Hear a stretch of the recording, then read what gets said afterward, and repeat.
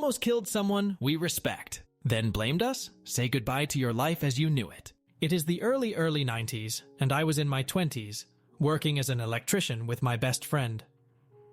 We were known as the Hawkeye, me, and Trapper Honeycutt, Old Mash reference team of our crew, and we kept everyone on the job site laughing and in good spirits, even in the worst of times. We were working new construction of an elementary school and had been on site since the very beginning. We were 2 weeks away from Punch-Out. That is where construction is complete and inspections are done looking for any flaws or corrections that need to be made.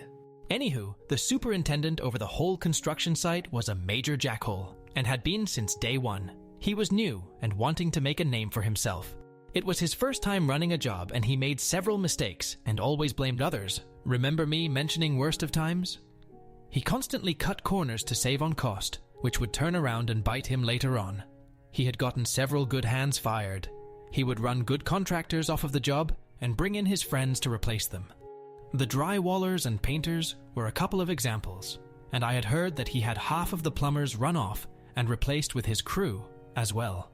He was a total jackhole to us electricians as well, wanting us to work overtime, but not willing to pay it. He was really wanting to keep us behind so that he could charge the company fines. Our small company finally brought in a couple of extra hands, which pissed him off even more because we were starting to catch up. By the time Christmas rolled around, we were ahead of everyone else, and as mentioned, the job was nearing punch-out status. 2 weeks before Christmas, my friend's car, since I was his roommate, I carpooled with him as I didn't have my own transportation, lost its rear end, and we, my best friend and I, missed 2 days of work repairing it. The jackhole superintendent saw this as an opportunity and told our job foreman to have us fired, if not run us off the job site. He tried to kick us off property himself, but since he had no legal means, tried to have our job foreman run us off, citing we were unsafe and a distraction keeping others from getting any work done. His argument was dismissed since, as I mentioned, we were ahead of everyone else. It was the day before Christmas Eve, our last day before we would be off for the holiday. He knew our supervisor, who was visiting that day, was deathly afraid of snakes. Earlier that day, a small rattlesnake had been found hibernating beneath a porta-john that had been moved and killed. Gotta love Texas. The jackhole superintendent had brought a cooler full of beer for his crew for when the day ended. Well, our supervisor made his rounds, inspecting our work and talking to our foreman, and since we were his last stop, was ready to leave and start his holiday. The superintendent told him to have a beer and pointed out the cooler. Our supervisor opened the lid to the cooler and had a heart attack. Literally, the dead snake was inside. When the EMTs finally cleared him, the supervisor was telling him that he saw me and my friend at the cooler earlier that day and blamed us.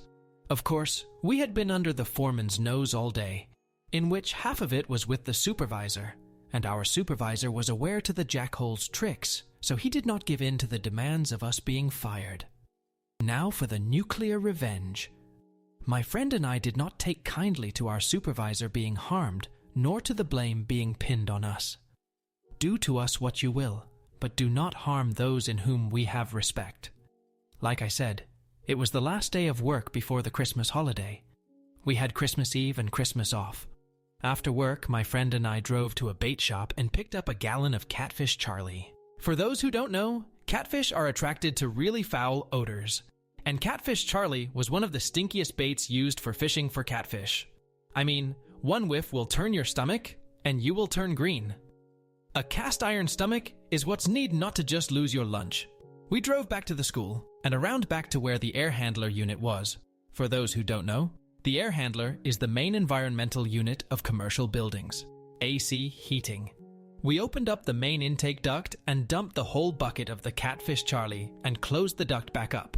For good measure, we had also added about 1.5 pints of water and stirred into a nice thinner paste so that it would not quickly dry out.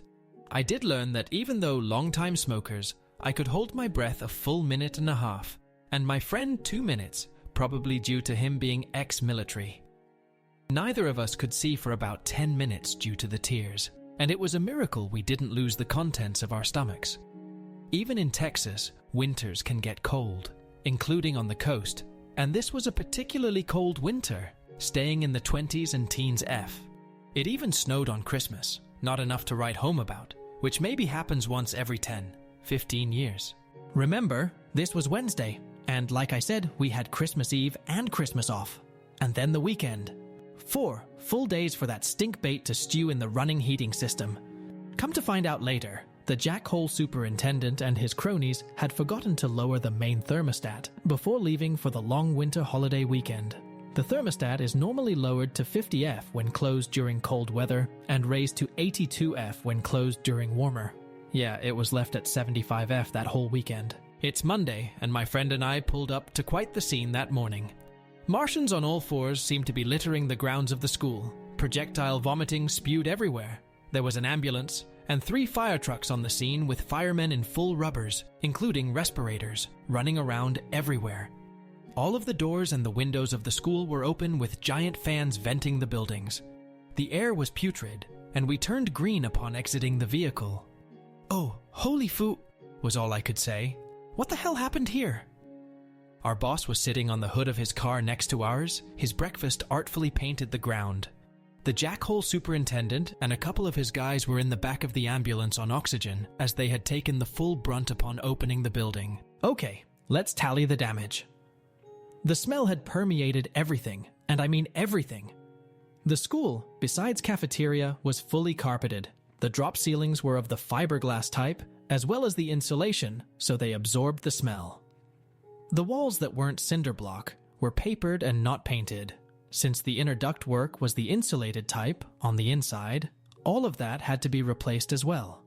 Needless to say, tens of millions of dollars in damage. Also, a fence had to be erected to prevent such a thing from ever occurring again. Come to find out, the superintendent had skimped on the insurance and pocketed the money, so needless to say, it fell to his company to cover all of the costs. All of his underhanded dealings came to light in the end as well. Needless to say, he lost his job and was arrested, losing his contractor's license forever. Our boss never said anything, but I am thinking, due to the way he always grinned at us after that day, that he had his suspicions that it was us. But he never turned us in, and did put in for us a big raise. Since the smell didn't permeate any of our stuff, and our jobs were complete anyway, the plumbers, electricians, and pipe fitters were spared from ever having to enter that mess. Yeah, nearly 30 years. I guess the statutes of limitations are well up, so I can safely tell the story. I want to admit that I do feel ashamed for doing it. Being young and dumb and all is a great excuse, but a good contractor service went bankrupt, and a lot of jobs were lost in the end. And from what I hear, the school still has a foul odor, even today. Well, about 18 years ago from what I heard. Yeah, we expected to stink up the place, but did not expect such a result.